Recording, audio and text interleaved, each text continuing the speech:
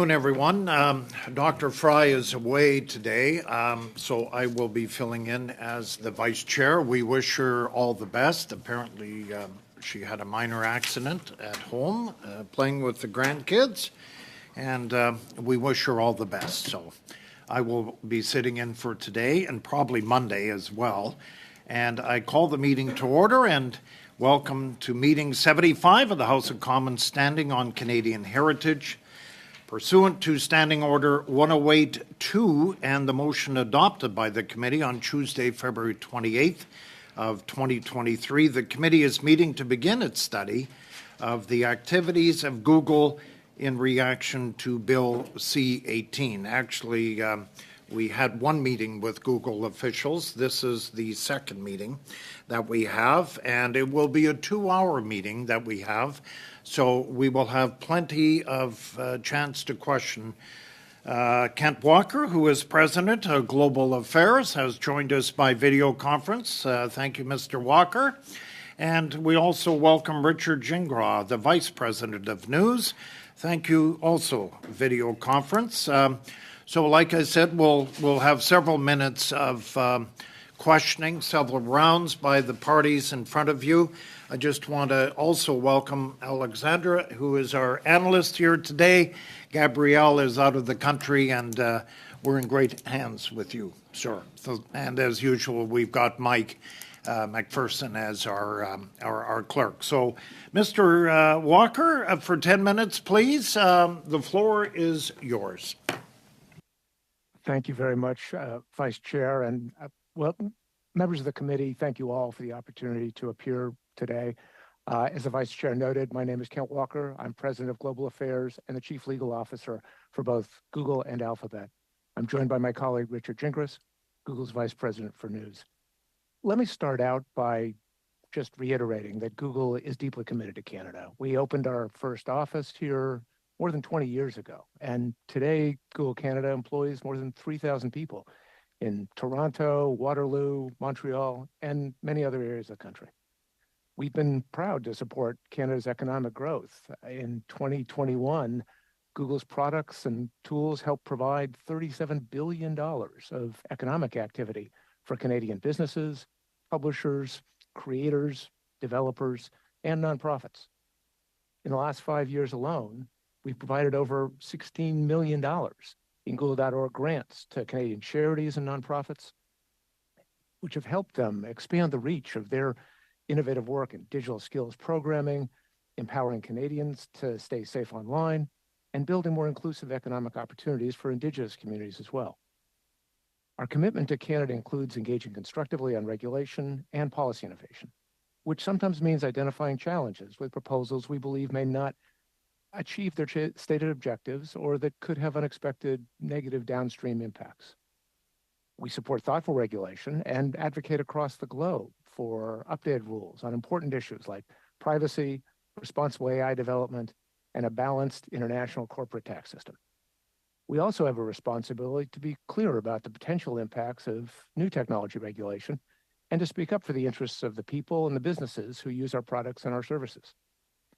Throughout our time in Canada, we have collaborated closely with the news industry and provided billions of dollars globally to support the creation of quality journalism in the digital age. Through our programs, partnerships, and products, Google is one of the world's biggest supporters of journalism. We all recognize that the internet has deeply changed the business models of news organizations. Technology companies, news organizations, and governments need to collaborate to enable a strong future for quality content in ways that don't disrupt access to the open web. So for over a year now, we've been advocating for practical solutions to our main concerns with Bill C-18. Both Richard and I have been directly involved in some of those engagements. That's because Canada is important to us, and we believe that a reasonable and a balanced solution is not only necessary, but achievable. In our conversations with the government and with members of Parliament, we've repeatedly offered specific and practical solutions to the issues we've identified. We believe that the legislation could be amended to support journalism and to provide consumers with a more diverse range of perspectives delivered in innovative and accessible formats without undercutting core principles that allow the internet to benefit Canadians and people around the world.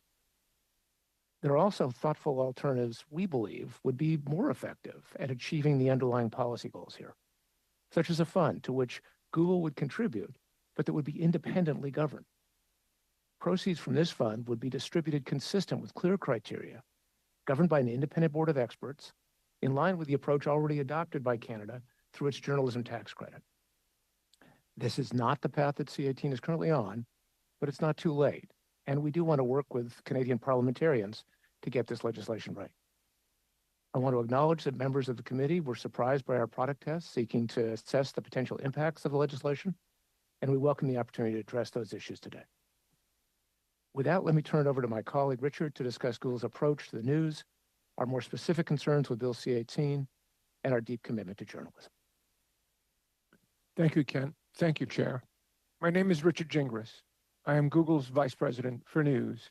15 years ago, I served as publisher of Salon.com, the web's first digital news offering. I have some appreciation for the evolving market conditions facing publishers. For over a decade, I've worked with journalists and publishers around the world to advance quality journalism. We collaborate closely with the journalism community. We've trained 500,000 journalists on subjects ranging from journalist security to audience development. We've developed tools to help drive subscriptions. We offer free tools to help journalists with investigative work. We've created funds to drive innovation around the world. Recently, we announced a multi-year fund in Taiwan called the Digital Co-Prosperity Fund, crafted with stakeholders across the spectrum, governed by outsiders, and with the support of Taiwan's Ministry of Digital Affairs. I have also worked closely with dozens of newsrooms and publishers across Canada, including both long-standing legacy publishers and emerging digital players. Canada has the most innovative digital news ecosystem in the world. From the award-winning efforts of the Globe and Mail, to startups like the Discourse and the Narwhal, to the remarkable profitability of Village Media's network of local news sites in more than 100 communities across Canada.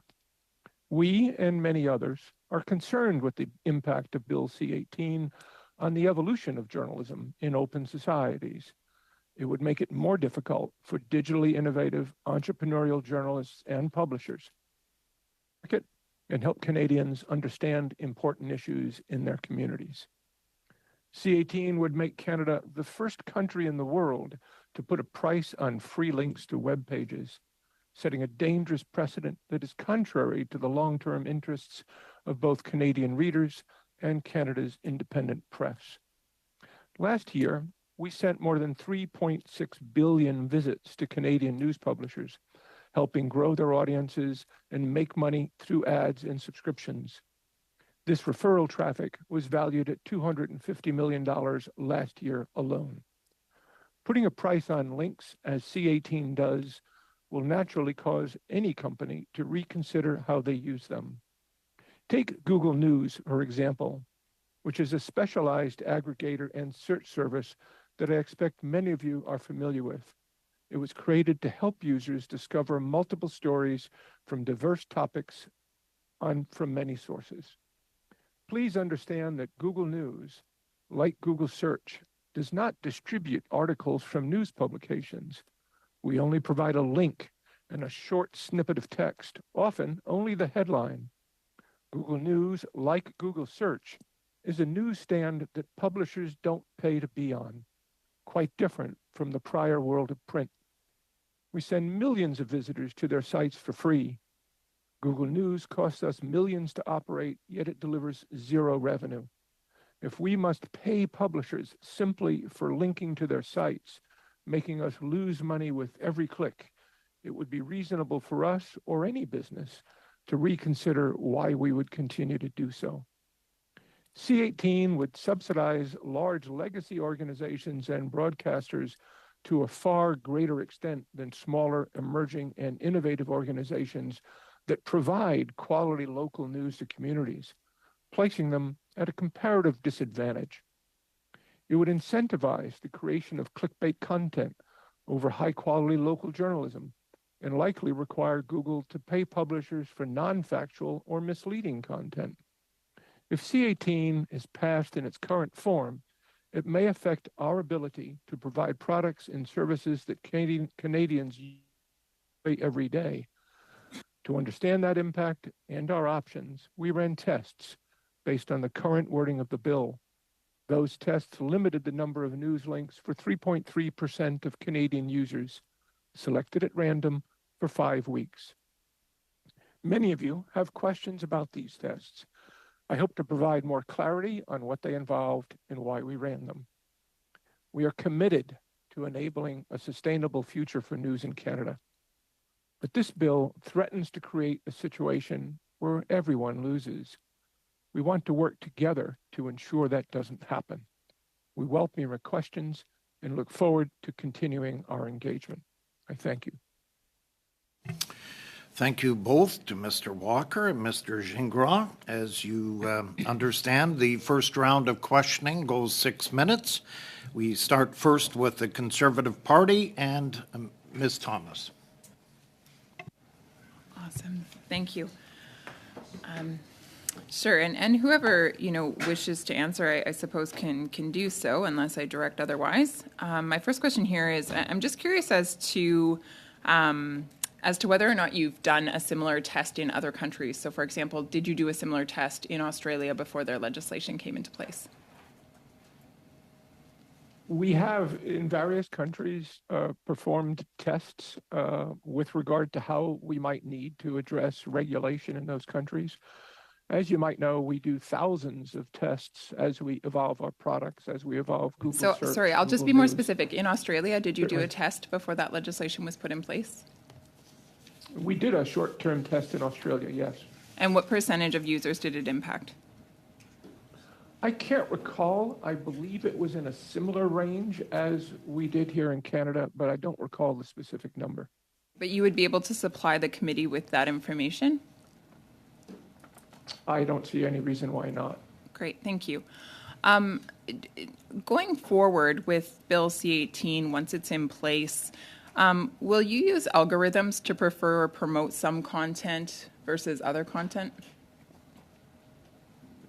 Thank you for the question.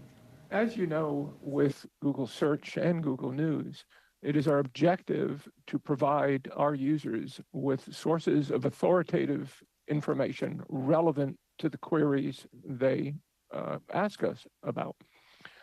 So indeed, as part of that process, we consider many signals as we consider them to understand which sources we should provide. As you know, our objective in all cases is to provide a diverse range of perspectives and a diverse range of sources on any of those questions.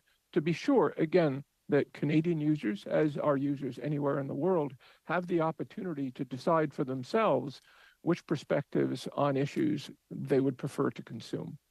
Thank you. You used a key word there, and that was diversity. So you stated that the algorithms are used in order to make sure that there are diverse sources that are provided. You're nodding your head yes. Now, what I'm wondering is, with Bill C-18, you're going to have to enter into contracts with various news businesses. Now, my understanding is that you already have started that process by entering into to numerous contracts. Now, within those contracts, are there any promises made to give preference to some news sources over others? No, thank you for that question. Again, that's a very important one. No, we would never do that. With any of the sources that we have relationships with. We are extremely careful and principled and protective of how we approach our ranking in Google Search or in Google News. And that would preclude us from doing anything as you noted there. In fact, internally at Google, we have an honest results policy that doesn't even allow people like me to have a conversation with a publisher about how we rank their content individually. That would be contrary to the principles that we espouse and follow with Google Search and Google News. Thank you. So do I have your assurance then that no current contract and no future contract will use algorithmic preferences towards one news company over another? Yes, indeed, Chair, that we would absolutely subscribe to that notion that we would not enter into contractual agreements that commit us to rank a certain site in a certain way commit to certain levels of traffic or anything that would come close to that notion. Okay, thank you. There was a document tabled in Parliament just a little while ago that shows that the current government pressured social media companies 214 times to remove content that it found embarrassing or didn't want the public to have access to. In a CBC article, it stated that Google has also received numerous requests from the government to take down content. Has Google ever taken down content based on the federal government requesting it to do so? Perhaps I could jump in on this one. While I don't have the details here, we do publish a transparency report that comes out, I believe, every 6 months and provides a detailed list broken out by country of requests for removals that we receive from countries around the world. That'd be the most authoritative source of information for this. Thank you. I do have that, and it does say that the federal government has in fact made that request, and so I'm wondering if you can tell me the nature of those requests. I don't have that information available today. We'd be happy to follow up with you. Is that something that you could follow up with the committee on? Yeah, I think we can. There's obviously a range of different potential requests, but we'd be happy to get back to the committee. Sure. So I'd love to know the number of requests since over the last 8 years, and I would love to know the nature of those requests from the federal government. Okay. We'll see what we can do on that. Thank you, Mr. Walker. I appreciate that. I'm curious as to the results of the test that you did here in Canada. What were the results? Thank you again for that question. As I mentioned earlier, we do thousands of tests to continue to evolve our products. Often those tests are to help us in how we take and address misinformation, or how do we address our understanding of what our users see when they come to our sites. So we do them constantly to improve what we do. It is always important with such tests that we practice sound research methodology. For instance, randomizing the samples of people who see the tests. That is in line with what we also did in Canada. Our efforts in Canada were to understand the behaviors of our users with regard to the inclusion of sites that are referenced as best we could tell with the drafting of C-18. For reasons of security, we don't release the results of such tests. I can tell you, however, that at a very high level, the test confirmed several things. First of all, that news queries are a very small percentage to Google, less than 2%, as is typically the case, and that there was no impact on our users with regard to non-news inquiries, whether that was seeking, for instance, information from academia, information from the government, or for that matter, how to find a local seafood restaurant. Okay, thank you, Ms. Thomas. For the MPs in the room and also Lisa, I'll be a little more lenient with your time today because we've got 2 hours here. And Mr. Gingras, along with Mr. Walker, I'm not going to cut you off in mid-sentence, but you know this first round is 6 minutes, so keep it in your head a little bit. We did go over, but that's fine. I'm going to be lenient. We got 2 hours here. We go to the Liberal Party now and Mr. Housefather. Thank you very much, and Mr. Walker, and Mr. Gingras, thank you very much for being here today. I think it really shows Google's respect for the Canadian Parliament and Canadian system, and it's noted and appreciated. I have a number of rounds of questions today, and I'm just going to set out what I would hope that we would achieve. When I ask a yes/no question, I'd appreciate a yes/no answer, and when I ask other questions, I'd appreciate the answers be succinct because I've got a lot of questions. If you don't know the answer, please just say, I don't know, and I will move on. I'm not there to try to push you to say things that you don't know. If I'm asking you questions, Mr. Walker, I'm well aware of your dual business legal role. I'm not looking to get privileged information. I'm not looking to attack attorney-client privilege. If you think anything I'm delving into is privilege, just say so. And if I'm asking about law, I know there's a lot of issues going around the world. I'm not qualified outside of North America. If I'm asking, it's about the Sherman Act or about the Competition Act. I'm not asking about foreign news sources, like foreign laws. So let me start. Mr. Walker, at our last meeting, the Google witnesses acknowledged that you were aware of the plans to perform the test that we're talking about in terms of preventing some Canadian users from seeing news. Approximately what percentage of tests at Google would you be made aware of in advance? So I would just quickly say we don't feel we prevented Canadian users from seeing news. There are lots of different ways they could see news, but there was less appearance of news on our services. I would say I'm primarily made aware of tests that involve compliance with laws around the world.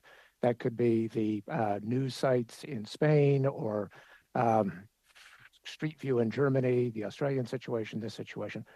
As Mr. Richard mentioned, we run thousands of tests every year, so it would be a relatively small percentage.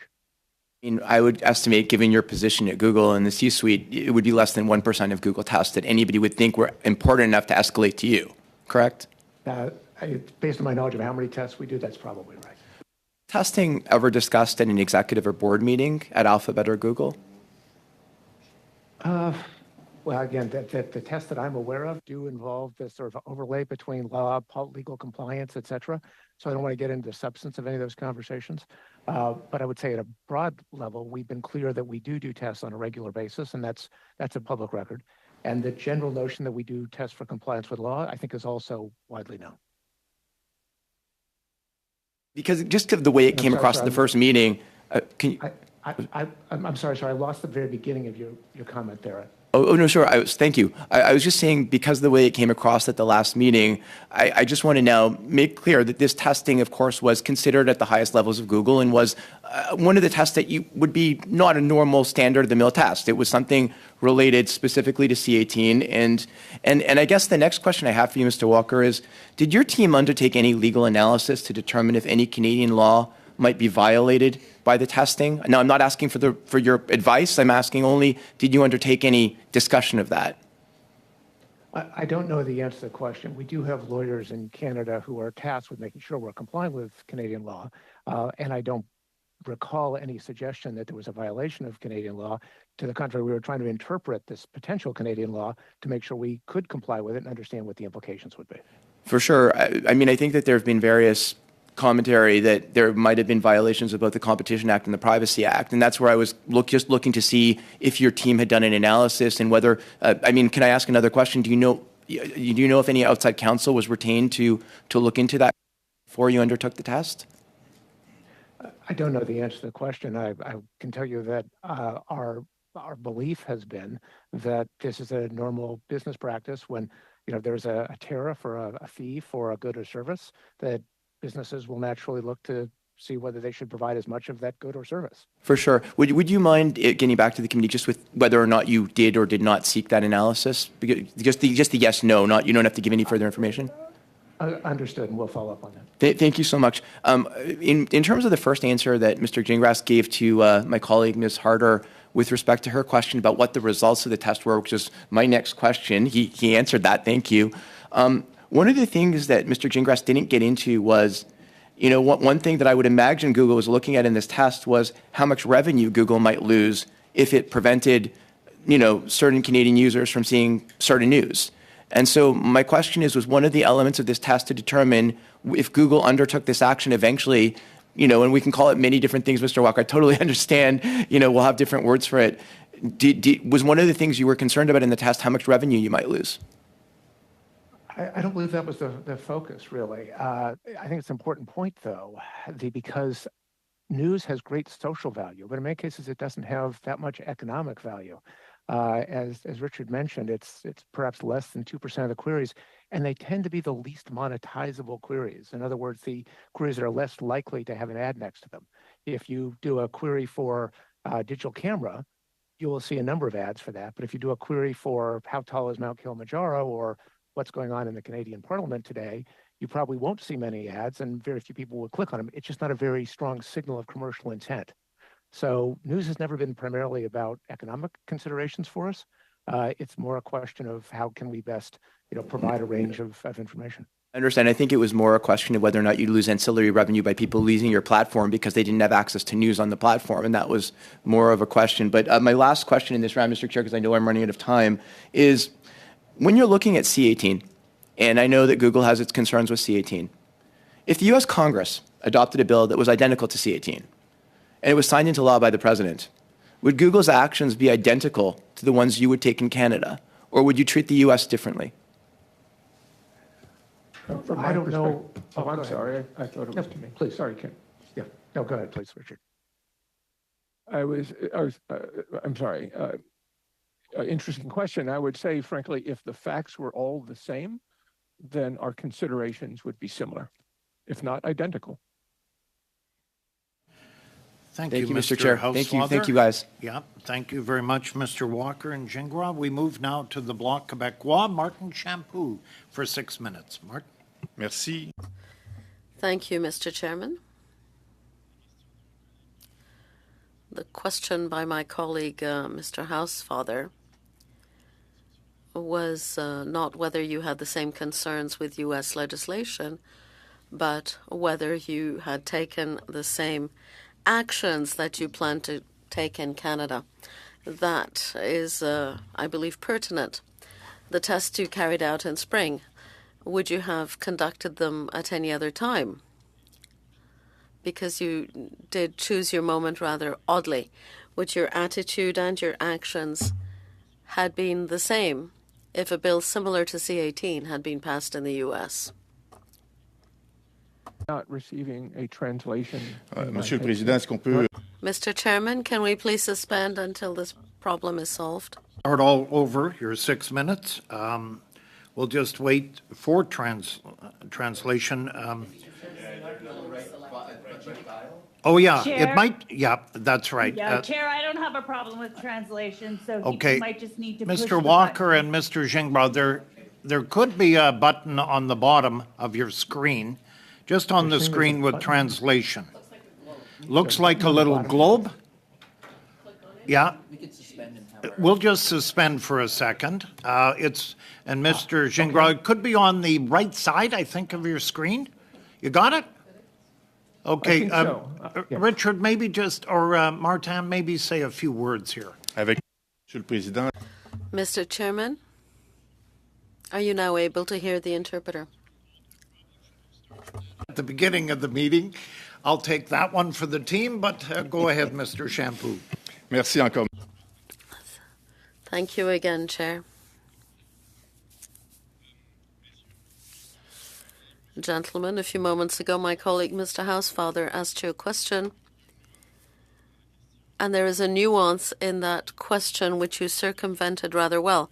You talked about what your concerns would be if a similar statute were adopted in the U.S., but what my colleague asked was whether you would have carried out the same actions. We believe that the tests you carried out among about 1.2 million Canadians in a spring regarding access to Canadian news, we found the timing rather odd, if I may say. Mr. Housefather's question was this: would your actions had been the same had the U.S. adopted similar legislation similar to C-18? So it's not just a question of your concerns, but rather whether you would have carried out the same tests had the U.S. adopted legislation similar to C-18. Perhaps I can weigh in on this one.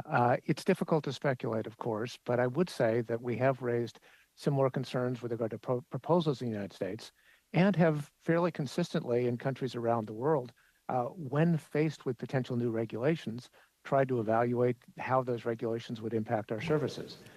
In this case, as the bill has been under discussion for some time, as it started to take shape and have clear outlines, we did our best to review it and understand what classes of publications might be affected. And that was what the tests were meant to understand.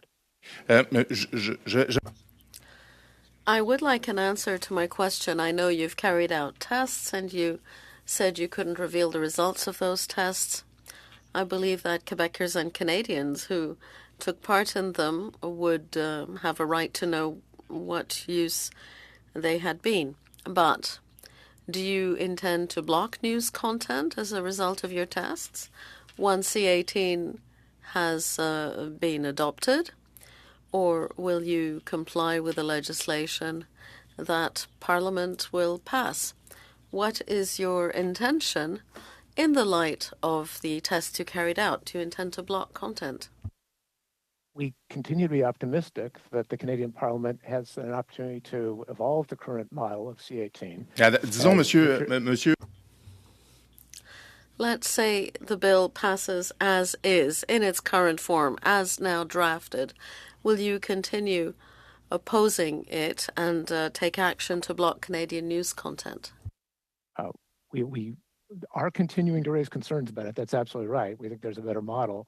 We have not reached a final decision as to what business actions we might have to take. c'est déjà une réponse plus claire que celle. That answer is clearer than the one we have received so far. Thank you for being so clear. Mr. Gingras, you're the VP of News. And one concern has been raised by Google quite frequently about C18. That concern, I have to say, makes me smile. It's the fact that C18 would jeopardize the quality of journalistic content. You have signed agreements with companies, journalism companies, news organizations, even before C18. What are your criteria at Google to define quality journalism, and which criteria are not included in C18? What criteria that you have are better than those in C18? Actually, I thank you very much for that question. In entering the agreements we have entered into in publishers in Canada, the criteria we followed were quite similar, very, very similar to the criteria used in Canada for the journalism tax credit, which are very thoughtful. In fact, we've used that to guide our relationships, our publisher relationships, not only in Canada, but elsewhere. We think they were codified quite well. It's not about quality, it's more about intent. We can't judge quality and don't judge quality. Our concern with C18, as we've expressed, is the definitions of eligible news businesses is extremely broad, such that we feel that the quality local journalism that we believe is the stated objective of the test will not benefit versus all other kinds of content which are not quality journalism for local communities. Mais je trouve ça particulier. I find it quite interesting that you say you have quality journalism criteria when in fact you're relying on criteria that exclude any form of subscription to an ethical code.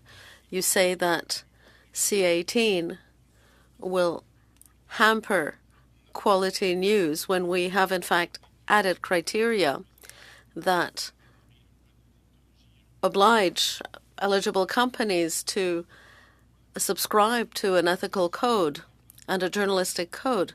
So why are you saying that this would threaten quality journalism when in fact we believe it would enhance it? Again, thank you for that question. It is my sense that in my reading of the draft of C18, that the requirement for journalistic ethics standards does not apply across the various components or cohorts that are included as eligible news businesses in Canada. Now, it is not us globally to prescribe what those ethics are. As I say, we strive to provide diversity of view, diversity of perspective, diversity of source. Mon temps est presque terminé, Monsieur Gingras. Je vais juste. Mr. Gingras, I'm almost out of time. Please do read C18 carefully, particularly the article on eligibility of the companies with which you will have signed agreements. It's stated explicitly that they will have to comply with journalistic standards that are unanimously recognized by almost all press organizations in Canada. My time is up, but I would like you to read that section carefully. Thank you. I will. Good. Thank you very much, Mr. Shampoo. We go now to Peter Julian of the New Democratic Party for 6 minutes or so. Merci beaucoup, Monsieur le Président. Puis, en regardant le témoignage d'il y a quelques semaines, c'était très clair qu'on... In looking at the testimony from a few weeks ago, it's quite clear we didn't obtain the answers we were seeking. There is a very clear similarity with what's happening with Hockey Canada during the first meetings we had, but Hockey Canada did eventually answer our questions, and we hope that today we will have answers. Witnesses being here, and we hope that we will be getting answers that we didn't get from the initial session that we had just a few weeks ago. And so, Mr. Walker, Mr. Gingras, you spoke about the Australian test, Mr. Walker saying that it was roughly similar to Australia in response to a question from Ms. Thomas, and it is our hope that you will provide the details around that test to committee. I would like to know, after the legislation was passed in Australia, how many commercial agreements have been signed with Google in Australia? Thank you for that question. With regard to the situation in Australia, we did have issues and concerns with the original proposed bargaining code. I will note that those concerns, at least in part, were addressed and codified into law. However, I would also note that we were given fairly good guidance. I apologize, Mr. Chair, for the witness. The question very specifically was how many contracts have been signed in Australia? We've signed contracts covering, I believe, something in excess of 200 news organizations across Australia. But how? I mean, that, to clarify that question, I think, because the first formulation of the question was how many agreements have been signed after the code. The second formulation of the question was how many do we have? I believe we actually had some agreements that had been entered into before the code, and of course the code has never actually gone into effect vis-a-vis Google. So we have been bargaining with awareness of the code, but not subject to it. So 200 news organizations, would that include collectives such as Country Press? I believe it does, but again, that was a long time ago, but I'm quite sure Country Press was included. So we're actually talking about the number of contracts would be far below 200 then. It may be with 200 news organizations, but the number of contracts signed, could you reveal that to the committee, please? Yes, we can certainly follow up with that, and I apologize for not having that number precisely, but you point out actually one of the things that is often difficult is signing an agreement with an organization that may have many brands or an association that represents many brands. Thank you. I will move on to Canada. How many contracts have you signed in Canada to date? Oh, I honestly do not recall that number. I would think that with regard to the number of brands, it is in excess of 100. I cannot barely accurately recall the number of contracts. Yeah, something you could provide. I know it covers a range of publications going from the very large, such as the Globe and Mail, to news organization covering Yellowknife. And now my next question is around the test that did cut off access to news information for the numbers that we've been given as 1.2 million Canadians. How was the decision made internally? Who makes that decision? Who approves it? Such decisions regarding tests are typically driven by several components of the organization. I'm asking specifically. I'm asking specifically about this one. Yes. Mr. Walker was aware of it. I'm wondering who makes the decision and who approves it within the organization. It is. Perhaps I can jump in on this one, Richard. So as Richard was starting to say, I think the recommendations and ideas come from the product teams, so the search teams, the news teams, et cetera. And then in this case would have been reviewed by a cross-section of our leadership team. We're a relatively consensus-oriented company, so I can't point to a single person who said yes or no, but I think the recommendation was broadly accepted, and we went forward with it for that 5-week period. So in relation to Mr. Housefather's question about the legal advice that you received, that, of course, would be very helpful to the committee. Was there any vetting on that decision around Canadian or U.S. privacy laws? I think I'd have the same answer that I did to Mr. Housefather, which is we believe, of course, that we are complying with both American and Canadian privacy laws. I'm not aware of a separate line of inquiry here, but I honestly don't know for sure. Okay, thank you. Now, in terms of your initial presentation, you talked about this being a random test. Anecdotally, a number of journalists have indicated that they didn't have access through the news process. In the targeting, the algorithm that was set up to impede access to news, let's be frank, were journalists considered or news organizations considered as part of that, the overall thrust of the message that Google wanted to send? Thank you for that question. As I have noted, and we're glad to detail, when we do tests, we have to follow appropriate scientific methodology. It's important that those tests be random. The randomness was driven by IP address, which is not tied to any known individual by us. There was certainly no effort to target any type of profession or individual or organization in Canada in doing so. So I would expect for that. Now, my next question then is wrap her up pretty quick. If you don't mind, my final question: was there any geographical targeting of IP addresses? Similarly, it is randomized. So the geographic representation would, if the mathematics work, be proportionate to the IP addresses or populations in those various geographies within Canada. Okay, thank you, Mr. Julian. And he's right on the 200 Australia news organizations. As Murdoch News Agency had signed on, was the first to sign on with Google in Australia, and the rest followed. But we would like to get the correct number from you. You know, the Murdoch News Agency is rather large, as you know, in Australia and kind of dominate the news in that country. So second round, we'll start with Ms. Gladue. Thank you, Chair, and thank you to the witnesses for being here today. So originally, C-18 was supposed to ensure that local media would be sustainable. And a lot of times we've heard that it was modeled on the Australian legislation.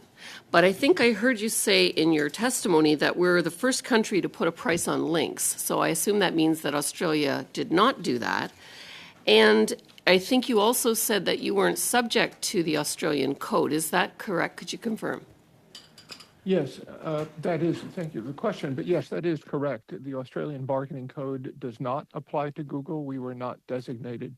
And as to your question with regard to payment for links, it is true that Canada would be the first country to put a price on links. I would further note that the European Union went through an extensive and I thought thoughtful review of copyright in the digital age, and in doing so reaffirmed the right to a search engine and others to the use of a link and a short extract of text.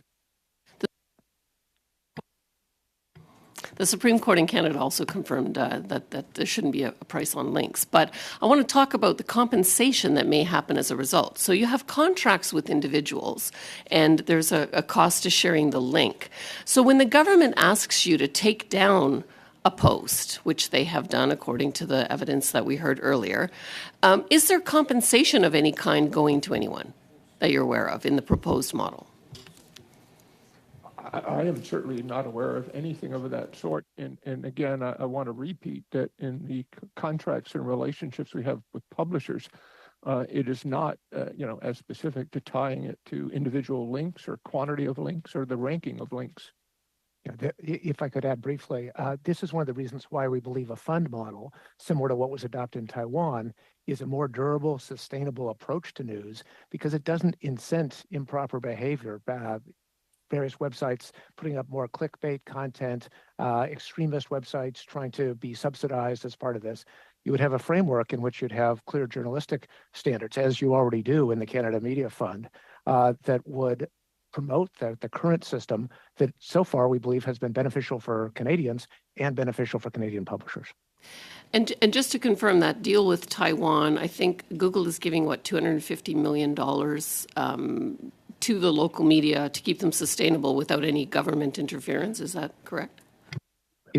No, go ahead, that Richard. number for Taiwan is not correct. The $250 million that you refer to is the value that third parties have assessed as the overall value of our provision of 3.6 billion links, visits, I should say, to publishers in Canada, not the size of the Taiwan Fund.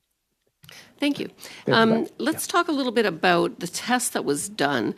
Here, the Parliamentary Budget Officer had looked at what he expected to happen under C-18, and it said that 75% of the revenue would likely go to CBC, Rogers, and Bell Media, based on them being sort of the larger volume news content. Did you see a similar result in your test?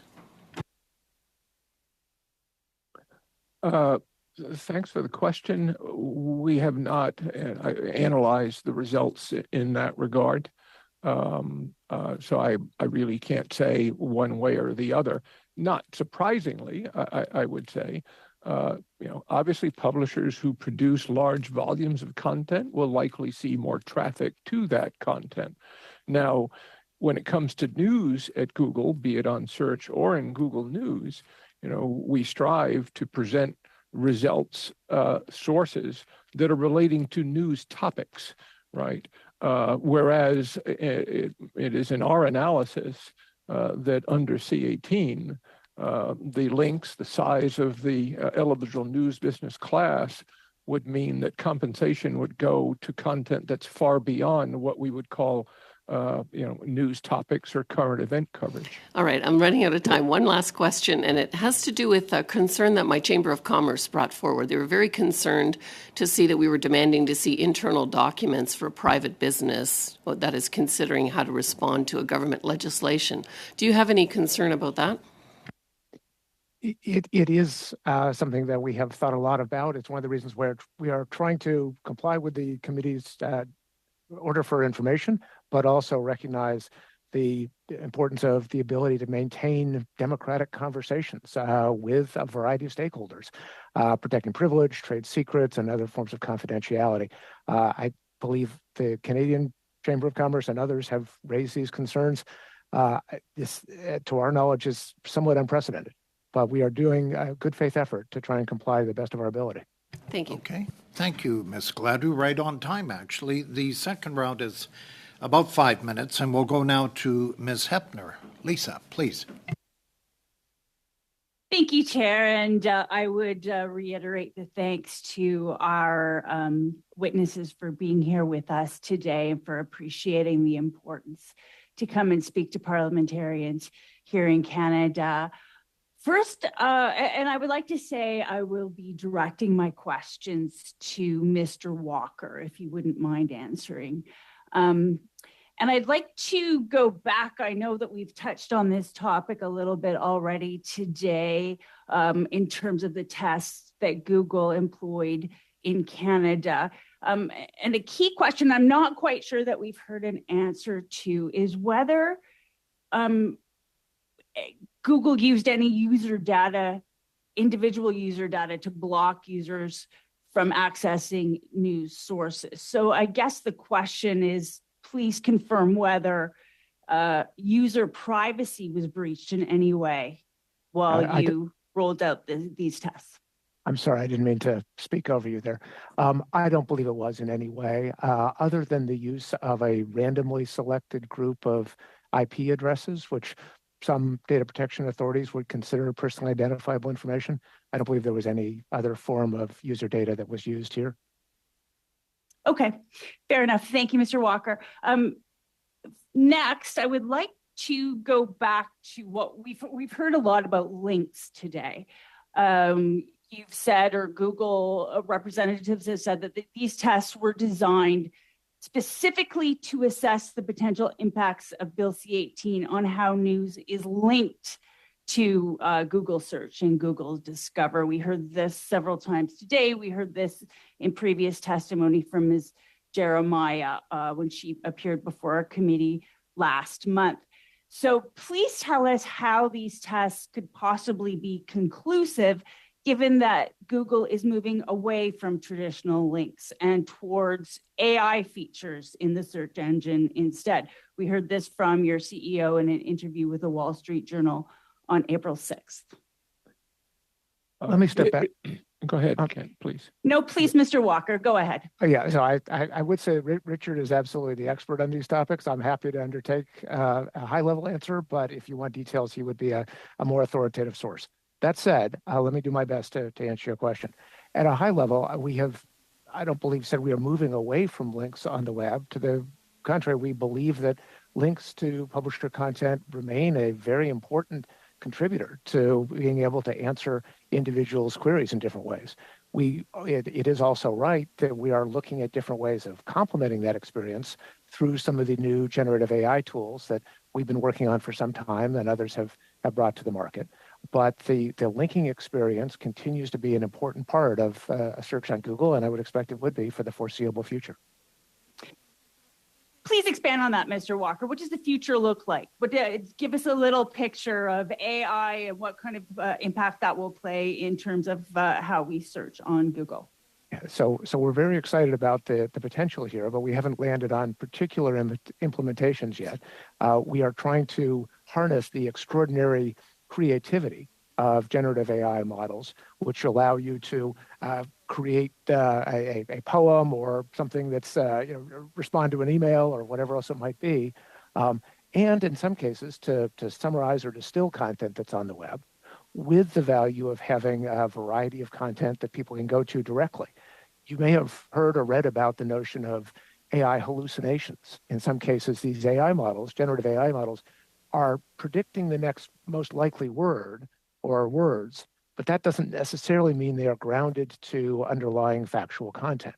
So a combination of those two tools turns out to be really quite important. And one of the things we are looking to do is to understand how best to ground the models in a way that harnesses their power of creativity and distillation, but also draws on facts about the world.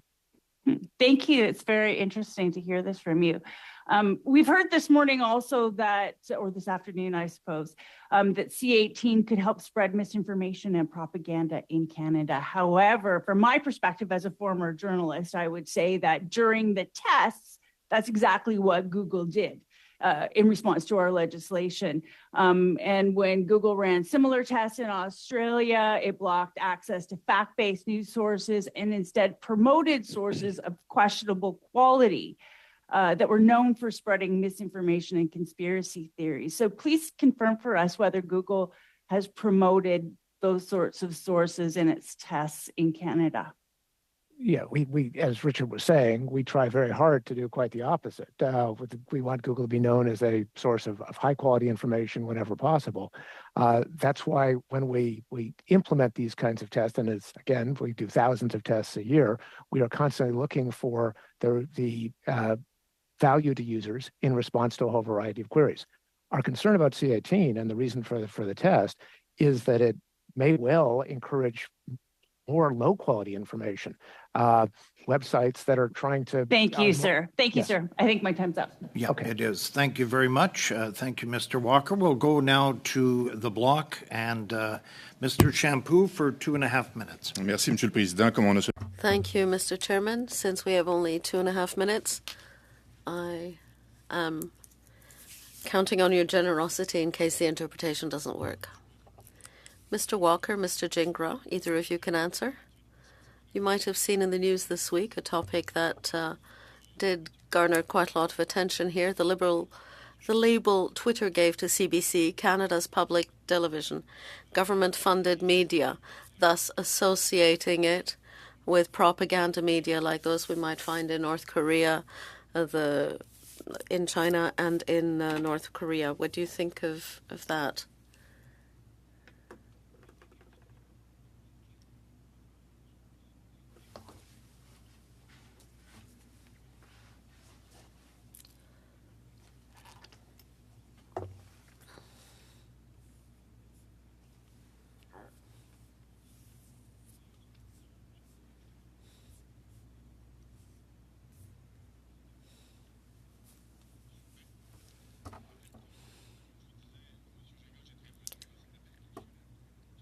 clarify the record that I believe on YouTube, we may label the CBC as publicly funded media, but I'm not sure of that. You could check it on YouTube.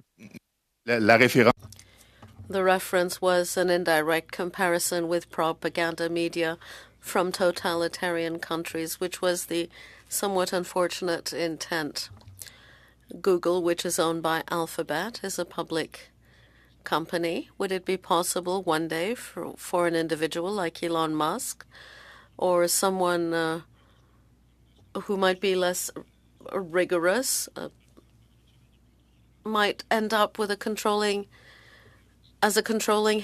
shareholder of Google or Alphabet? Could that happen? We have, from our very beginning, had a mission statement that is focused on organizing the world's information, making it universally accessible and useful. That is a core tenet of the company. And when we provide background about individual sources, we try and do that in the most principled and rigorous way we can. Je comprends très bien. Puis I fully understand, and I do appreciate that no company is safe, really, from someone who lands on them with a completely different vision, and that's why legislation is important. In the bill that we are debating, we have criteria we consider fundamental to journalism. So when you propose a fund or other methods, I believe that takes away from Canada's and Quebec's ability to maintain criteria that we consider fundamental. And that's why I believe C-18 is a good and important bill, even if you don't approve of the way in which it is phrased or drafted. And it is, in fact, up to us to see how we manage our information content. I'm sure my time is up. Quickly that we agree with that sentiment, and we believe the Canada Media Fund adopts precisely the right set of criteria, and we would encourage those to be used as the benchmark for any fund distribution. Okay, thank you, Mr. Walker. We'll move now to Mr. Julian of the New Democratic Party for 2.5 minutes. Thanks very much, Mr. Chair. And I would like to reiterate that is indeed the problem. We saw Twitter basically go over a cliff with a billionaire who has no respect for the diversity of opinions, is promoting far-right, crazed conspiracy theories, and has taken Twitter, which was a strong institution, literally a town hall for so many people around the world. He's turned it into a garbage pit of conspiracy theories, hate, and far-right propaganda. And this is the concern, and why, as legislators, we have to put in place rules that actually companies, regardless of who owns them, who runs them, have to respect. That comment, I'll now pass to the questions to continue on the test and the impact of what that is. What that had in terms of Canadians. You can confirm that 1.2 million Canadians were impacted? I can't confirm the precise number. As we noted, we look at IP addresses, so it was roughly 3.3% of the IP addresses. IP addresses can be to a computer that's used by more than one person, so I would be careful about associating an IP address literally with a number of people, but I think fair to say it's roughly in that order. How many IP addresses were impacted? 3.3% of the IP addresses. Yes, yeah. I'm asking for a number. I think the approximation of 1.1 million is probably fair. Thank you. What kind of demographic matrix or other matrix was used for the formulation of this test? You're talking random in nature. You're saying journalists weren't targeted. There was no geographical targeting. What were the other criteria that were brought into this particular test? There were no other criteria brought into the test. No geometric. Simply IP addresses randomized. No geometric criteria. So you would know, based on that random the random test, how many of the IP addresses were impacted, for example, in British Columbia or in Ontario?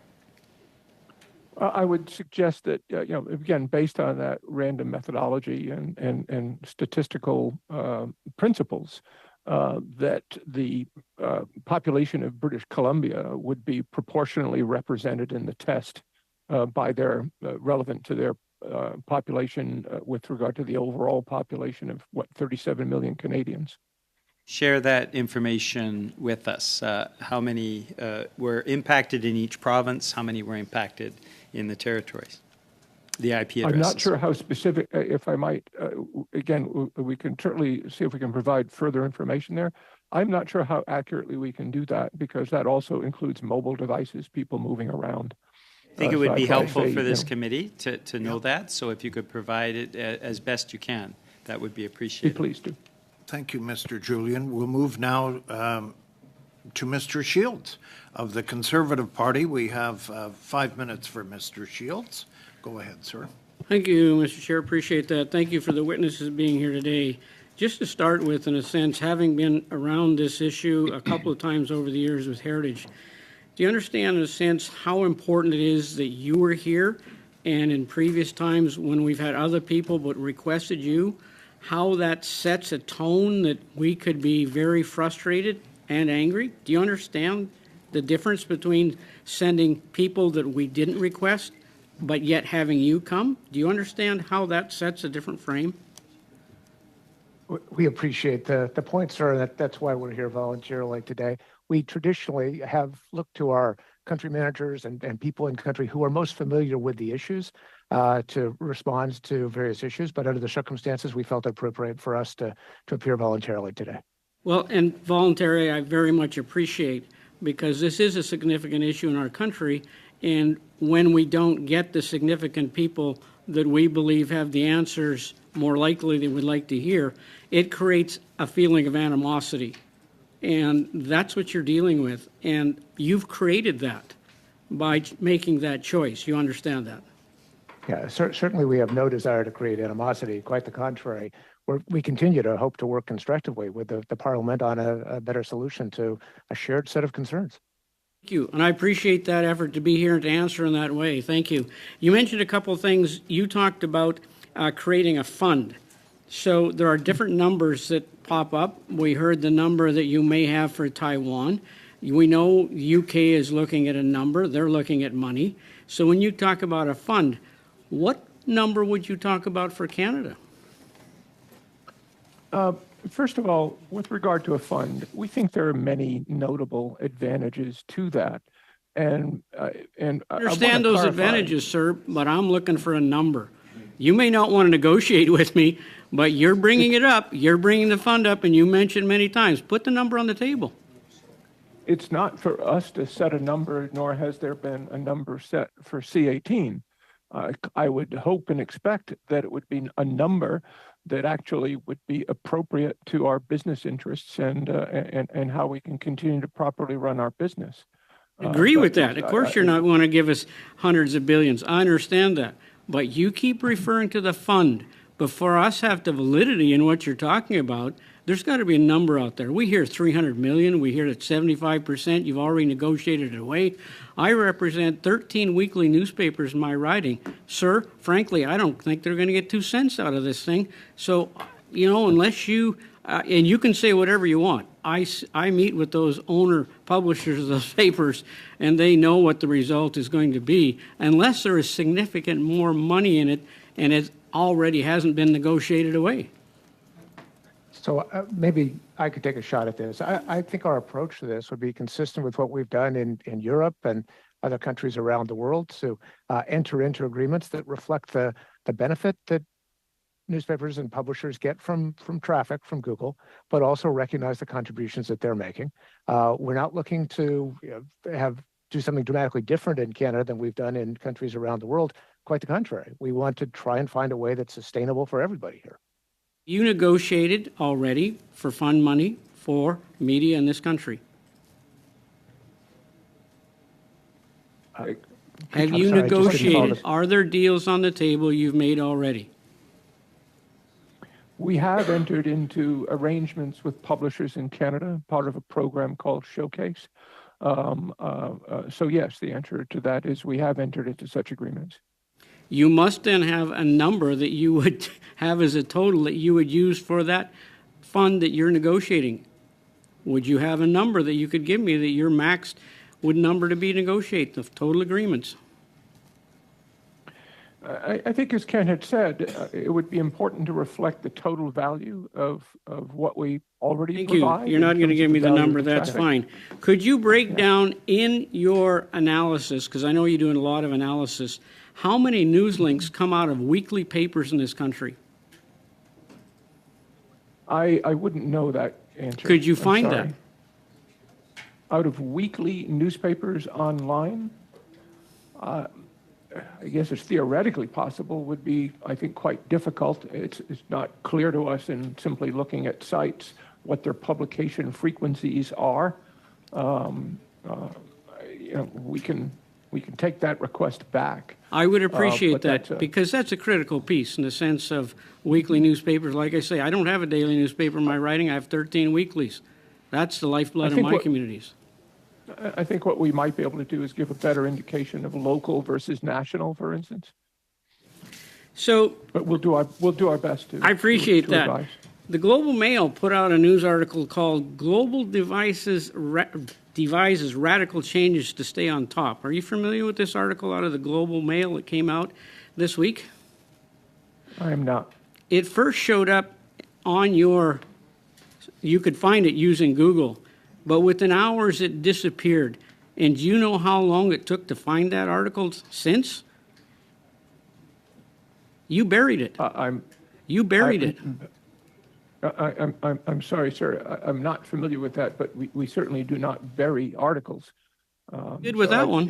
It's gone. Try to find it now. It was on your site, and within hours, it disappeared because it's one that says Google devises radical changes to stay on top. It wasn't in support of what you do, and it disappeared off of your site. With respect to the question, I'm glad to hear further detail, but I can assure you that that is not a practice we would ever enter into. We have never done such a thing. It's completely counter to our principles. I can assure you that if you Google, Google, if you will find a number of articles critical, a number of articles favorable, et cetera. But whether or not a given article or a publisher takes a position that is for Google, con Google, that's not going to be a factor that enters into our news algorithms. It was a Canadian Global Mail story, and it disappeared off your Google search within hours. There hard are to find. Yeah, thank you. We don't disagree with that. It may well have been changes in the way the website was being coded or picked up. There are a number of technological things that might have happened there. We'd be happy to follow up with your office. You do, because that's fearful to me what you did with that one. Thank you, Mr. Shields. It was actually part of my question because I saw the story in Monday's Globe and Mail, could not download it. The Library of Parliament could not give me the article because it was a competitor of yours stealing the Google search engines.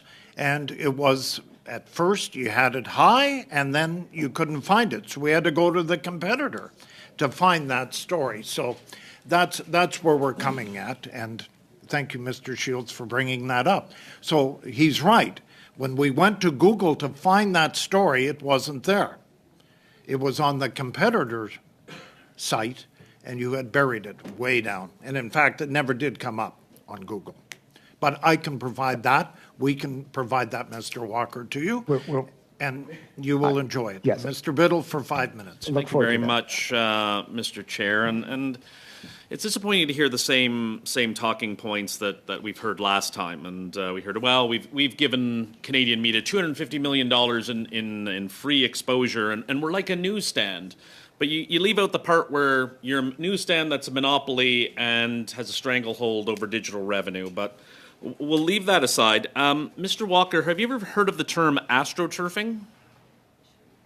I have, and to the first part of your question, obviously we believe. No. Just my question was just: are you familiar with the term astroturfing? And you said you are. Yes, I you am. said You, in a previous answer, you said consistent with what we've done in Europe in regards to something else, but we've seen Google and other platforms engage in questionable lobbying practices here in Canada and internationally. A leaked company document entitled DSA 60-Day Plan Update laid out Google's strategy to weaken support for bills regulating big tech in the European Union. To jot your memory, I believe your CEO apologized to EU commissioners for some of its contents. The document shows Google plan to increase pushback on specific EU officials, erode support within the European Commission, use, quote, academic allies to raise questions about new rules, and attempt to seed a trade dispute between the United States and Europe. Mr. Walker, are these Google's usual practices when it engages with governments on tech regulation? Our practices are to advocate for access to information, for technology regulations that will benefit broad constituencies of users and publishers and advertisers, and to engage constructively with regulators, as we have done with the Digital Services Act, which raised deep social and democratic questions about access to information and social responsibility. Those are not easy questions, and we want to engage with them and bring to bear the full benefits of our experience and our sense of what has worked and what hasn't worked. My understanding is that you and Mr. Gingras were in Canada lobbying parliamentarians a few months ago. Is that correct? Yes, I don't believe we were there at the same time, but over the course of the last few months, we have both been in Ottawa, I believe.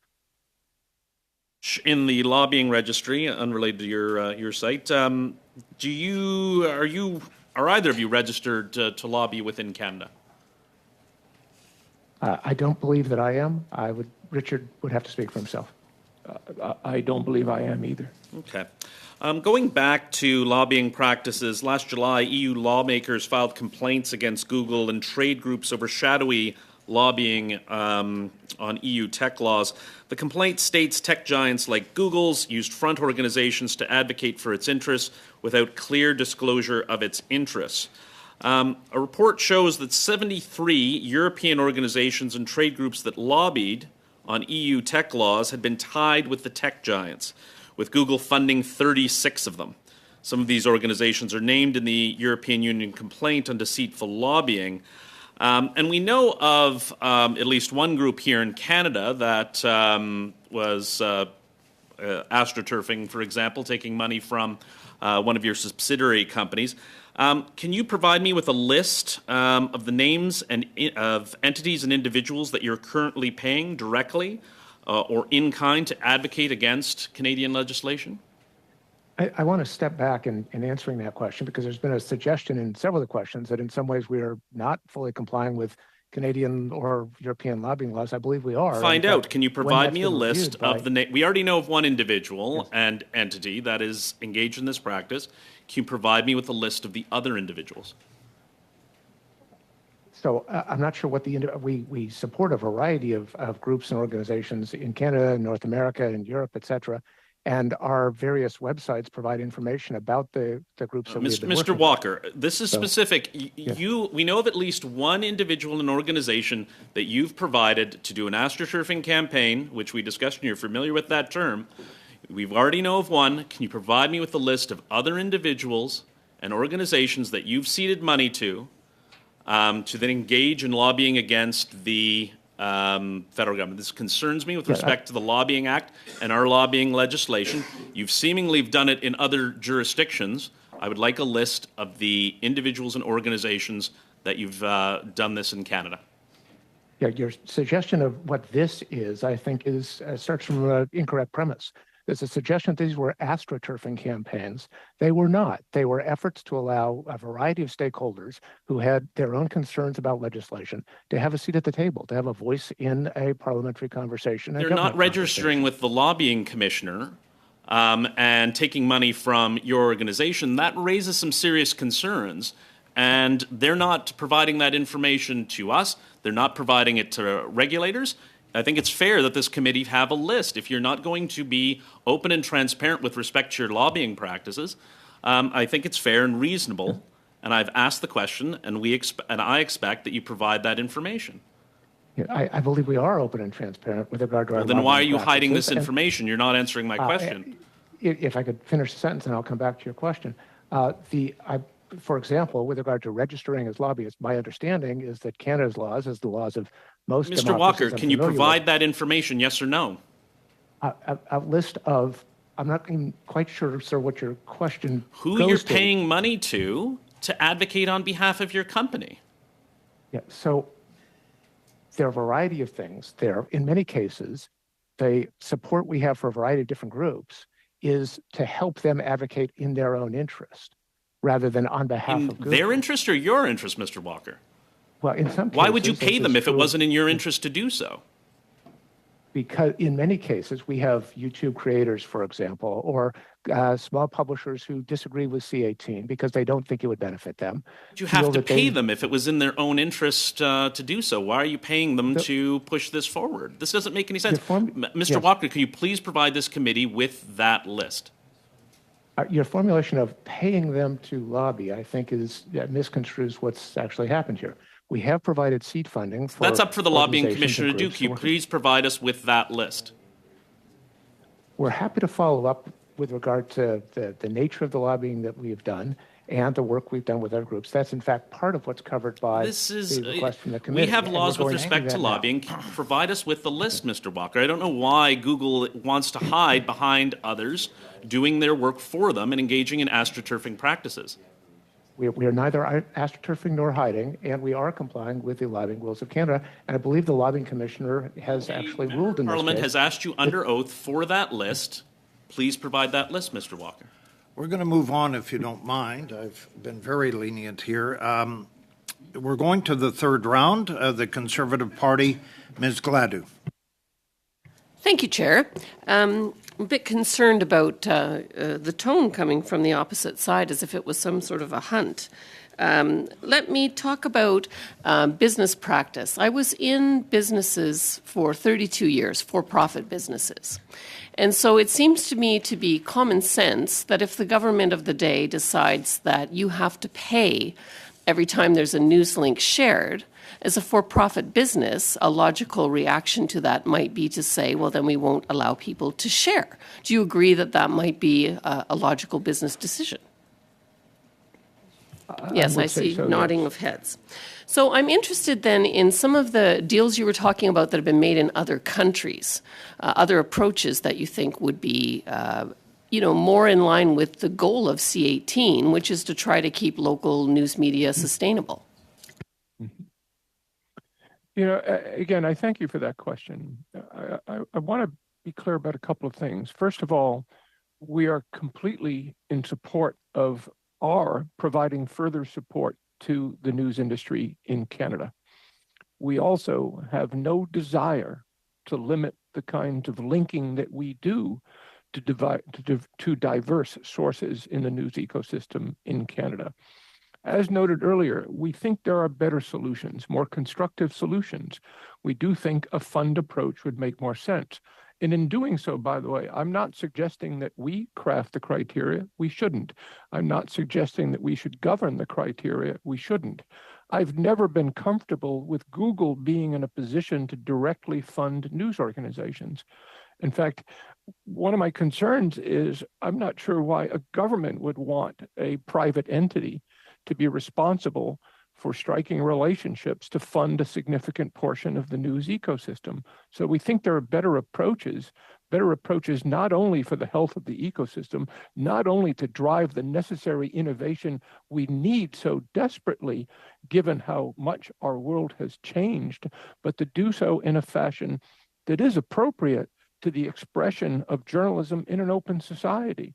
And we'd love to work further on that. Again, we think there are simply more constructive approaches to the stated objective of C18. And you've talked about the approach with Taiwan. Is there another example? I'm interested to know what has happened in Europe in terms of your relationships there. So in Europe, there are several components. And again, these are obviously determined by the government. As you know, in Europe, they did do a complete reassessment of copyright. And that does reaffirm our ability to use a link in a short extract. We have entered agreements to support use of further content beyond short extracts because the law wasn't terribly specific about what a short extract was. And we have entered into specific relationships with publishers in many countries in Europe as guided by the governments or requested by the governments, and we have done so. And are those the same kind of relationships that you've entered into already with Canadian news organizations? Yes, quite similar. And in fact, we try as hard as we can to exercise those agreements against that same common criteria. It's important for us that as we do that, and again, it's not necessarily our preferred approach, that as we do that we do it in a fair and equitable fashion. But unfortunately, when a private company is in the position of doing that, it tends to drive suspicion, which isn't helpful, which is why we think an alternate approach would be more constructive and useful. If I could add to that quickly, there are European countries that have adopted approaches similar to Canada's Journalism Tax Credit or Canada News Fund, which establish criteria for journalistic organizations that have been useful benchmarks as we've entered into those agreements and helped fund journalism. Very good. Final thing, you made a comment earlier that said that the C18 eligible news definition was too broad. Is there another country that has a definition that you think is a more accurate and narrow focus? I don't think I have a good example. Australia's, I believe, was certainly narrower than what we see in Canada. And interestingly, I for my first meetings with Heritage close to 2 years ago, I had pointed out that in my assessments, and again, my assessments may not be thorough across the globe, but that is very much part of my work, that I was particularly impressed with the criteria established with the journalism tax credit. You know, that it focused on organizations that were looking to provide comprehensive journalistic coverage for their communities. We thought it was a solid approach, such that we have in many regards tried to emulate it. Final question then. You've got a lot of experience, Mr. Gingras, with news and being in the news world for years and years. What is your expectation if C18 is put in place in its current form? What do you think the impact will be on local media in Canada? Thank you.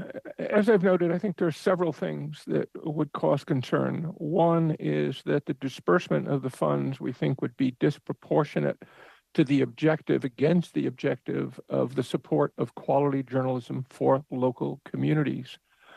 Furthermore, what causes me concern, as I mentioned, that the emerging innovation ecosystem of innovative digital players in Canada is the best I've seen in the world. I'm not just saying that. I work around the world. It's very, very good.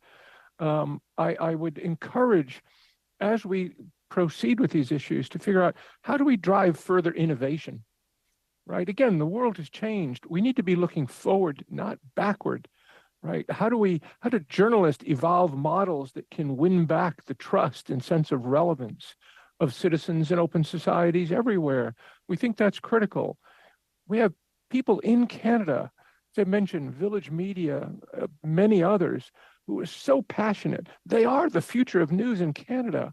And what has concerned me was their expressions that I heard was they felt that they're not being heard in this debate. And I think that's unfortunate because they are leading that charge and they're incredibly passionate and inspirational in doing so. And I just think it would be so important and constructive to do everything we can to help them move forward. I'm going to cut you off, Mr. Gingras. We move to the Liberals for 5 minutes with Mr. Housefather.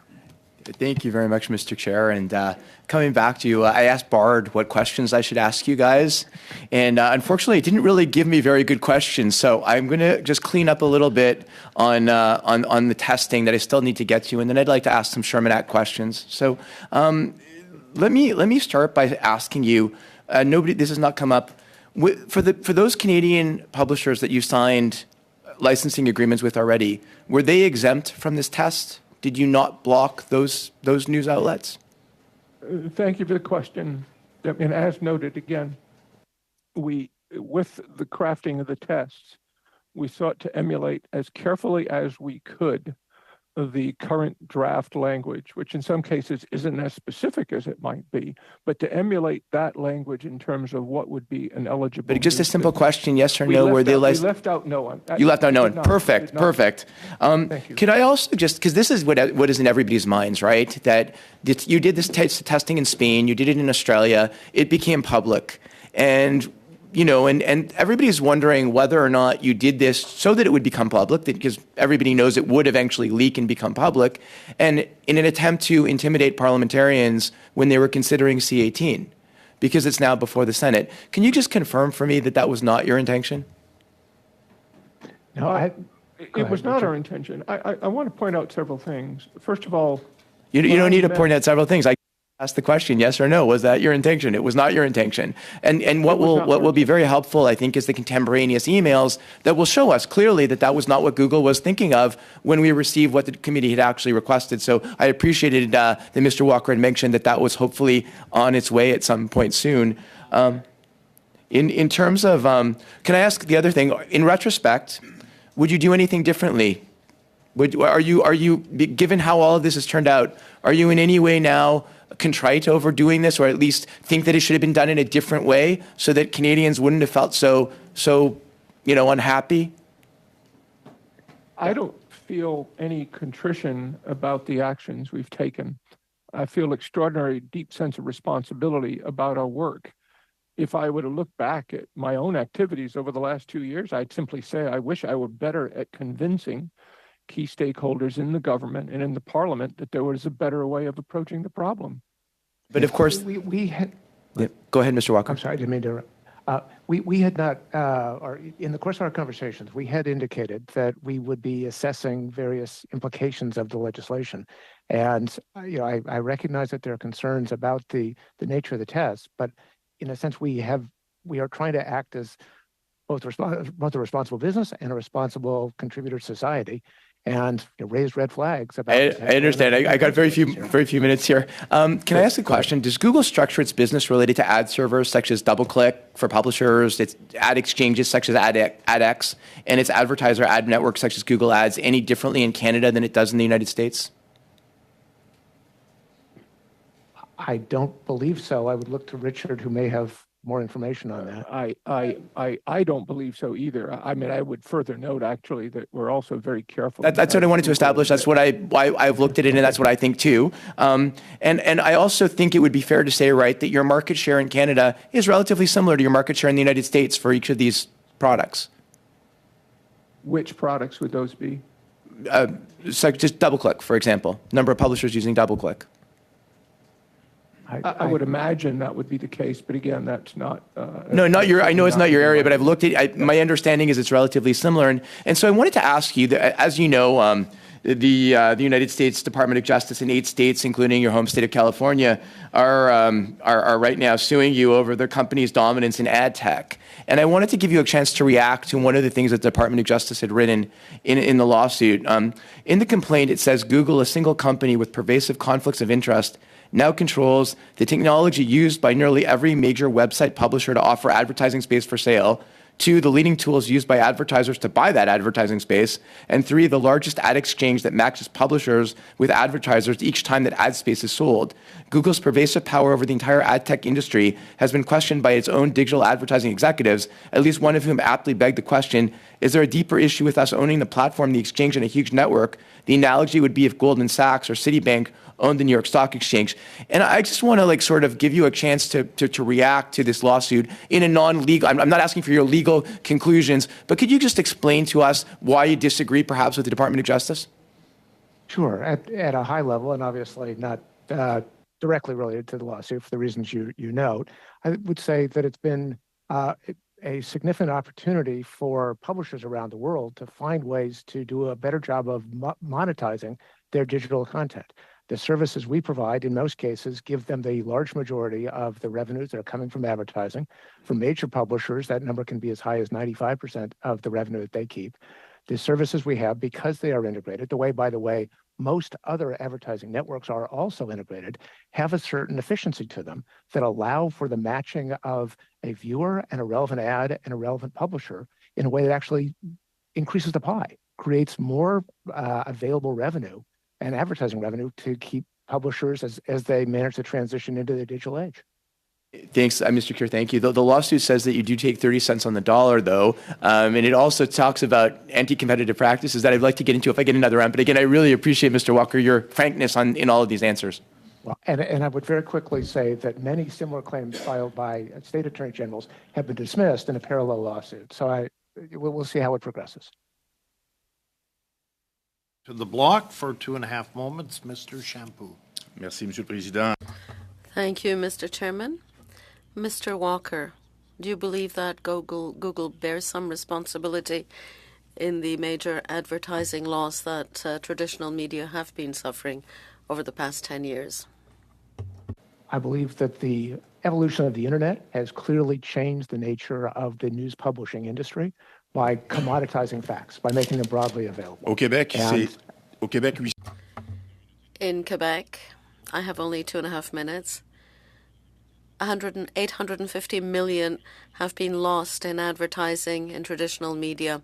I haven't completed the calculations until 2023. 850 million lost between 2012 and 2018 and 2022. And yet, companies are paying 150 million more in advertising. It's just not going to traditional media. You talked about 3.6 billion in links towards news content, and you said the value to media is about 250 million.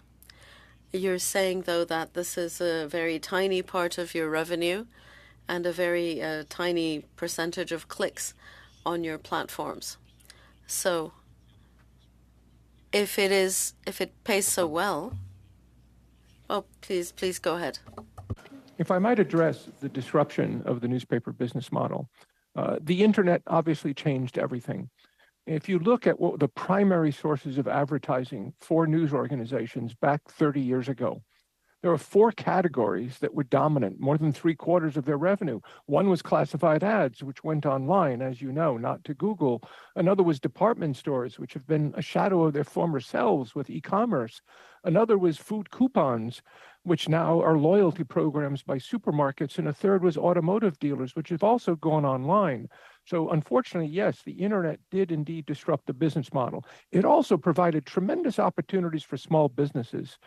With Google, more than half of our advertisers are small businesses who can now afford to advertise to their markets. Vous venez de répondre à ma question, M. Gingras. Ces investisseurs-là, ces petits commerçants. You've just answered my question. Those small businesses would invest in local radio, local weeklies, local television, and that is now much too costly compared to what Google can offer. That is the rule of the market, I understand, but it is a responsibility for organizations like yours. That's why I was asking, do you think Google has some responsibility in this? Why is it worth so little to you and so much to local media? You may be right in saying that the news industry and information media can reinvent themselves, but Google is playing a major role. It is becoming impossible to circumvent it. So I don't understand why you are resisting participation in the change and ensuring that content producers remain healthy. Monsieur Walker. If I could, we are not resisting participating. We are arguing in favor of a fund administered by the government rather than a format in which you would have to pay to link, which we believe would have a number of unintended but negative consequences. The general proposition is right that digital advertising is more efficient for merchants. There's a U.S. department store owner many years ago said, half the money I spend on advertising is wasted. I just don't know which half. Digital advertising solves that problem, but it spreads the money in different ways than traditional publications. And we collectively need to work with governments to address that challenge. Thank you, Mr. Walker and Mr. Shampoo. We move now to Mr. Julian of the NDP for 2.5 minutes. Thanks very much, Mr. Chair. And I would like to say both to Mr. Walker and Mr. Gingras that Mr. Biddle's comment about the funding that Google puts into organizations for lobbying and advocacy in Canada, I repeat his request that Google provide that information. I also would like to know the global amount that Google spends each year on government relations and lobbying. So if you can make that information available to the committee, please. My questions are around Indigenous news outlets. How many contracts have been signed with Indigenous news outlets in Australia and Canada? If I could address the preamble to your question, and perhaps Richard couldn't address the question about Indigenous things. I want to stress that we do not make payments to third parties, to AstroTurf. We do not make payments to YouTube creators to lobby on our behalf. We have engaged in, I think, trying to promote a rich civic discourse around these very important questions for democracy. Mr. Walker, I don't have a lot of time, but we just want the numbers. That's what we're asking for. It's a reasonable request. I won't use the term AstroTurf, but there are advocacy organizations that are funded by Google. Please make those amounts available, as well as the global amount for government relations and lobbying. And back to Mr. Gingras, how many Indigenous news outlets have had contracts signed with Google? I would have to address that in the following fashion. In our efforts, again, through whether it's through the various methods I've mentioned, and I would hope with any conclusive effort with regard to Canada, is that we address communities across Canada, as we have to some extent today, as I said. But are you saying that there is no funding for specific Indigenous news outlets? I'm not saying that. What I am saying is I don't know personally what the ownership is, for instance, or what the audiences are for those outlets that we do have relationships with. I want to come back to the issue of the test, because this committee substantially improved C18. After the PBO report that came out early in the fall. We enhanced access by community broadcasters, by small community newsrooms, Indigenous news outlets. When you ran your test simulation, did it have an impact then? Did you take into consideration the amendments for small community news outlets, community broadcasters, and Indigenous news outlets when you ran the test? Well, if we were accurate in our assessment against the draft provisions in C18 with regard to eligible news businesses, then I would think so, though I would note that some of those that fall into those classes aren't online, so they weren't affected. And sure. So that is something that you would need to clarify. I know that the chair is signaling, but my final comment would be this. You have indicated that you are still looking at your options, including running similar tests or the business response to the passage of C18. Are you not concerned as Canadians seeing that again as a threat by an extraordinarily powerful and profitable corporation to say, well, we're still evaluating our options of how we're going to respond, when you've also not indicated that you're not going to do a denial of service test in the future? Do you not understand why many Canadians would see that as a threat by a very, very profitable global corporation? I thank you for the question. I would hope that Canadian citizens see what we've expressed in terms of our concerns as being quite responsible in our efforts to work with key stakeholders, with the government, with the Parliament, to find the most constructive possible approach to stimulate innovation and sustainability in journalism across local communities throughout Canada. Thank you, Mr. Julian. Mr. Walker, you were going to add to that. I'll give you 30 seconds. I think Richard largely covered it, but I would say just generally our effort here is to try and be a constructive contributor to Canadian journalism. There's disagreement about the means to do that and the potential unintended consequences, but no disagreement about the goals. Thank you. We move to a 5-minute round. Mr. Shields is going to share his time. And 5 minutes, Mr. Shields, away you go. Thank you. Thank you, Mr. Chair. Appreciate the witnesses being here today. if you put a number at the fund, I think that would make this game a lot more interesting in the sense of we would know what a big number was, and it may bring different consequences if you did. But you're not going to do that, so that's fine. But what I am asking for, could you, and I know you have it, could you give us the amount of money that the federal government has spent on advertising with you from 2015 to the current date? Could you please give us that money? I know you're going to have to go look for it, but can you give us the amount of money that the federal government is advertising with you? Let me look into that. The only constraint I can see is that under SEC, the United States Securities and Exchange Commission rules with regard to disclosure, we traditionally don't do a lot of individual breakouts of sources of revenue, but it may well be that that information is public through the equivalent of Canadian equivalent of Freedom of Information Act requests and the like. So we'll look into it. Great, thank you. The UK, EU, Taiwan, US, and Canada have all been involved in the discussions. All names have been brought up today. Is there anybody been missing from who you're dealing with on this topic? Those are the countries that were brought up today: the UK, EU, Taiwan, US, and Canada dealing with Google with this. Is there any other countries that you're dealing with on this type of issue? These are probably Go ahead, Richard.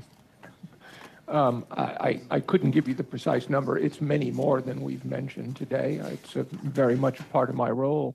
And so we work with the ecosystems and certainly are working with policymakers in countries throughout the world, in every region of the world, and we'll continue to do so. The names of the countries that you're dealing with policy, the reason is if we have policy, we'd like to know what the other countries' policies are you're dealing with as well. Is that possible? Okay, great. Thank you.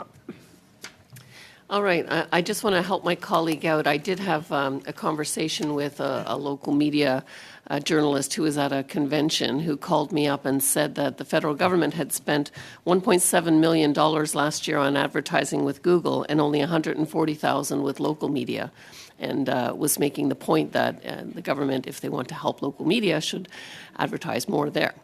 I have a question about a statement that you made, that you said that when you did the test, that news content was less than 2% of the total volume of information shared on Google. So does that mean that 98% of the content that Canadians were viewing was unimpacted by this test?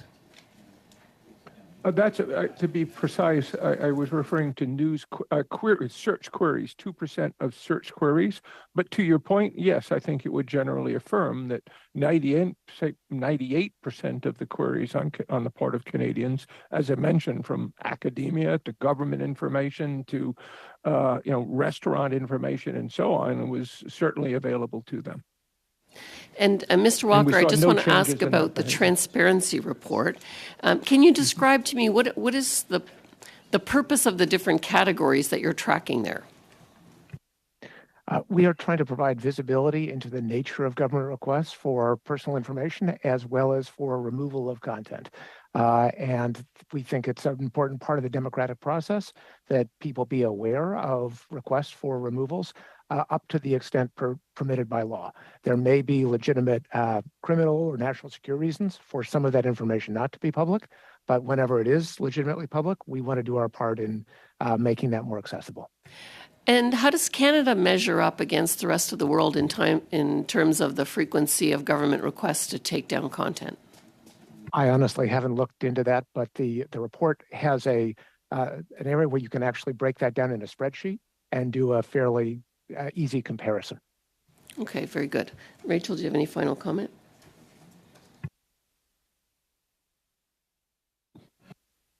Okay, you're all good on this side, so we'll extend the Liberal side a minute or two. Ms. Hepner, the floor is yours for 5+ minutes. Thank you, Chair. I will happily take those 5+ minutes. And actually, I want to go back to the comment that you made earlier about your difficulty in accessing a particular news article. And I just want to make the comment that Google, when you use tactics like blocking Canadians' access to news sources and information, you fail to be a reliable service for consumers. So I guess it's not surprising that we hear reports that companies like Samsung are considering dropping Google as the default search engine on its phones. But I just wanted to make that comment and then turn back to my questions about artificial intelligence and their ability and the likelihood that they will upend linking entirely. And we've seen this with some of your competitors. They include artificial intelligence in their search engines. In some cases, the language model tools scrape data and content from behind paywalls. So we heard this from your CEO. He seemed to hint at it when the Wall Street Journal asked him if he sees linked-based search as the dominant way people access information, on the internet in the future. His answer was, and I quote, "I think the experience will evolve substantively over the next decade." So, Mr. Walker, please tell us whether you will be following in the footsteps of some of your competitors and getting rid of links altogether.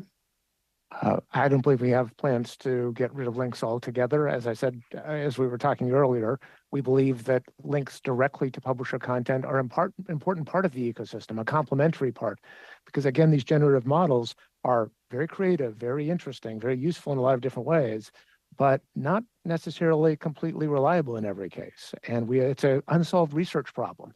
That's a good point. Thank you. And I'll just move on in my questioning. So we know that links are just one way that news is accessed. And so if Google starts pivoting to AI, describe how users would access news. My guess for the relatively near term, and all of this is evolving quickly, so it's hard to have a clear long-term perspective.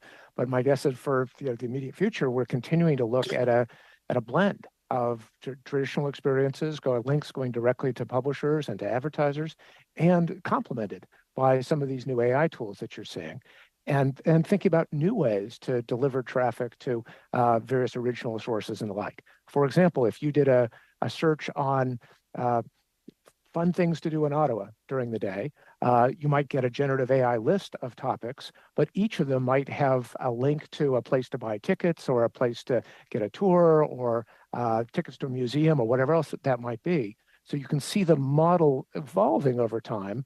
And I think we and the entire industry are still working out what that might look like. So that's an interesting point. So when you're talking about how this BARD develops and trains, is it using news content in its training?